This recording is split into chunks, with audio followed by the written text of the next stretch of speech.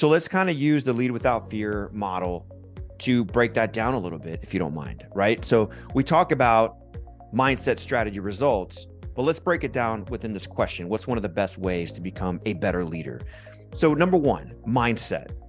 So mindset is what we and how we think. Number two, we're going to go into the strategy, which would be what are we doing and how are we doing that? And number three, what result are we getting? And how can we use that result to strengthen our mindset and to strengthen our strategy so that we get that result that you want, which is I want to be a better leader. I want to lead more effectively. And we have to define what that means for each person. Somebody may say a better leader means I communicate and connect with my people more. Some people say, well, we're bringing in more business, we're increasing sales. Whatever the case may be, you got to know what that result, that desired result or outcome is so that we can shape the mindset, shape the strategy so to achieve the result. But here's something that applies to every single person in anything that involves getting better. Are you ready for it? Mike, it's simple. Consistency. So let's break that down as how does consistency or being consistent, how does that apply to becoming a better leader?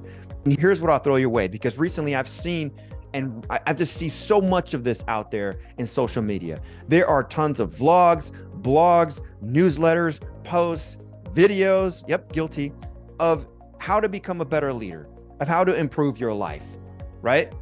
You're saturated by it day in and day out. And there are some incredible gems within all of those posts that if we consistently applied, we would actually be able to get the results that we wanted. Now, here's the thing. Consistency doesn't mean, and application doesn't mean perfection. So that's the first step, which is mindset, right? We're going to shift our mindset into one of progression and not perfection.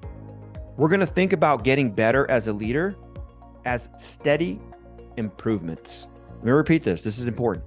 Steady improvements. We want to improve over time, steadily. We want to make progress, not looking at perfection. And it's important to note this because when we get a result that we don't want, someone didn't respond the way we wanted them to respond, our mindset is actually one of steady improvement. In other words, like, oh, I failed. It's, wait a minute, how does this feedback, this result, help me improve my mindset? So when I approach this person the next time, I'm better. So then you move into your strategy, right? Because this is important. Your strategy is your plan of action. Your strategy is how you're going to essentially execute tasks to get the result that you want, which is become a better leader. And one of the things that I would recommend is when you look at all of this information, you consume all this information, sometimes passively, why don't we actively consume this information? What I mean by that is if something stands out to you and you say, I want to use this, I think this can help me, I believe it can help me, then why don't we make it a part of these smaller stepping stones, these smaller targets that we want to achieve and hit in order to become the better leader? Because if it's better communication, then our small target goals are going to be heavily focused on becoming a better communicator, a better connector. When you build a house brick by brick, every brick has purpose. It's actually meaningful. It makes a difference in the overall picture.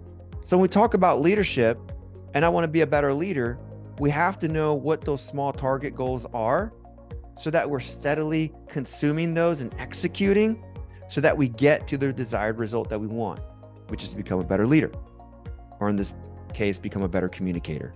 We have to really break down what better leader means to somebody. What does that look like? And then we can get after the specifics. Lastly, the results are critically important. And I want to really focus on the mindset that you need to consume the result in a way that's productive. A result is something that occurred. It's an outcome. And the way I look at that result is feedback. That result is feedback. It's information. Now I can take that information, combine it with my knowledge, combine it with my experience, and try to do something productive with it that supports the overall goal of becoming a better leader. The way we do this is we must pause and reflect. Pause and reflect.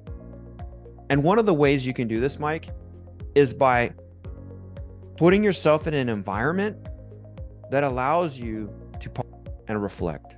An environment that allows you to pause and reflect. For me personally, when I'm on a walk, when I'm working out, if I'm on a drive somewhere, I usually get an opportunity to just stay away from the chaos of life. And in those moments, my brain just starts resolving things.